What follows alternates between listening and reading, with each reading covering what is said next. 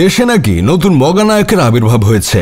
না মানে দেশের সকল ডিভোর্সি নায়িকাদের ভ্যানিটি ব্যাগ ধরে পাশে থাকা নায়ক জয় ওরফে ক্ষয় চৌধুরীকে দেখলাম বলতেছে ঈদের সময় যে কারো সিনেমা রিলিজ দিলেই মানুষ দেখতে যাবে। আমি এবার বরবাদ দেখেছি, কিন্তু নতুনত কিছু দেখিনি সিনেমায়। তাছাড়া তিনি বরবাদ সিনেমার বাজেট নিয়েও মন্তব্য করে বলেছে, এই যে এত বাজেট নিয়ে আপনারা কথা বলছেন, এই বাজেট আসলে কোথা থেকে উঠেছে এটা আমি নিজেও ফ্যাক্ট না। আমার জানা মতে টম ক্রুজও যদি 1 কোটি 1.5 কোটি টাকার ছবি করে, সেই টাকা বাংলাদেশ থেকে উঠিয়ে আনা সম্ভব না। এমন শাহরুখ খানকে দিয়ে সিনেমা করলেও টাকা উঠিয়ে আনা সম্ভব না। তবে এখন আপনারা তাকে বলতে পারেন বরবাদ সিনেমায় নতুনত্ব বলতে কিছু নাই মানলাম, কিন্তু আপনি এই কয় বছরে বাংলা সিনেমায় নতুনত্ব বলতে কি করেছেন? ডিভোর্স হয়ে যাওয়া নায়িকাদের পাশে দাঁড়ানো ছাড়া তো আপনার মধ্যে নতুনত্ব বলতে আমরাও কিছু দেখি নাই। দেখেন ভাই, তিনি হয়তো মনের দিক থেকে অনেক বড় মনের মানুষ, তাই তিনি বুবলির ডিভোর্সের সময় বুবলির পাশে থেকেছে, আবার অপু বিশ্বাসের ডিভোর্সের সময় অপু বিশ্বাসের পাশে দাঁড়িয়েছে। এমনকি পরিমণির ডিভোর্স হলেও তিনি তার পাশে দাঁড়িয়েছেন। এটা এক ধরনের মানবিক কাজ।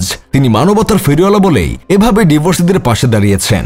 আপনারা তাকে নিয়ে বলতে পারতেন ডিভোর্সি নায়িকাদের আস্থার আরেক নাম হচ্ছে মগা নায়ক জয় চৌধুরী, কিন্তু সেটা না বলে আপনারা তাকে আবাল টাবাল বলে গালাগালি করছেন। বিষয়টা আমরা কোনোভাবেই মেনে নিতে পারলাম না। এখন আপনারা অনেকে বলতে পারেন ঈদের সময় তো তোমার সিনেমা রিলিজ দিলে 20,000 টাকাও আয় হয় না, এত পকপক করার আগে নিজের একটা সিনেমা ঈদের সময় রিলিজ দিয়েই দেখো না। দেখেন ভাই, তিনি যতগুলো এই পর্যন্ত সিনেমা করেছে সবগুলো সিনেমা ছিল বাংলাদেশের সবচেয়ে সফল সিনেমা।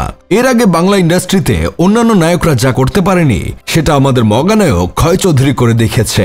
এমনকি টম ক্রুজকে এনেও যদি বাংলা সিনেমা করানো হয় এবং ঈদের সময় রিলিজ দেওয়া হয়, তাহলে আমাদের এই মগা নায়কের রেকর্ড কেউ ভাঙতে পারবে না। শাকিব খান বরবাদ সিনেমায় নতুন কি দেখিয়েছে? সেই পুরাতন প্রেম কাহিনী। একটা মেয়ের জন্য নাকি তিনি সব করতে পারে। এটা তো সেই পুরাতন জামানার কাহিনী হলো। শাকিব খান সিনেমায় লাস্ট নতুনত্ব দেখেছিলেন হিটম্যান সিনেমার মাধ্যমে। তবে আপনারা জানলে অবাক হবেন, শাকিব খানের হিটম্যান সিনেমাটায় নতুনত্ব ছিল, এটার একমাত্র কারণ হচ্ছে সেই সিনেমায় আমাদের মগা নায়ক ক্ষয় চৌধুরী অভিনয় করেছিল। আমার বিশ্বাস তিনি যদি এই সিনেমায় না থাকতো তাহলে এই সিনেমাতেও কোনোভাবেই নতুন কিছু আশা করা যেত না।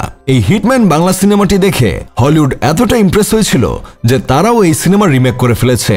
এটা কার জন্য সম্ভব হয়েছে? শুধুমাত্র আমাদের ক্ষয় চৌধুরীর জন্য। তাই আমাদের দেশের মেগাস্টার শাকিব খানের উচিত আবার তার সাথে সিনেমা করা। তার সাথে সিনেমা করলে বাংলা ইন্ডাস্ট্রি চাঙ্গা হয়ে উঠবে, মানুষ নতুন কিছু দেখতে পারবে, আর ঈদের জন্য অপেক্ষা করতে হবে না সিনেমা রিলিজ দেওয়ার জন্য। কারণ আমাদের মগা নায়ক যে সিনেমায় থাকে সেই সিনেমা হিট হতে ঈদ লাগে না। আমার বন্ধু কেরামত আবার এই মগা নায়কের পাগলা ভক্ত। সে তার প্রেম প্রীতির বন্ধন সিনেমাটি 69 বার দেখে 69 বার চোখে জল ফেলেছে। যাই হোক, শেষমেশ আমি গোলাম হোসেন একটা কাজের কথা কই, কিছু পরিচালক আর নায়করা নিজেদের সিনেমা দিয়ে বাজেটের টাকা উঠাতে না পারলে অন্যের সিনেমায় অনেক আয় হচ্ছে এটা শুনলে সহ্য করতে পারে না। তারা ভাবে হয়তো সব মিথ্যা বলতেছে।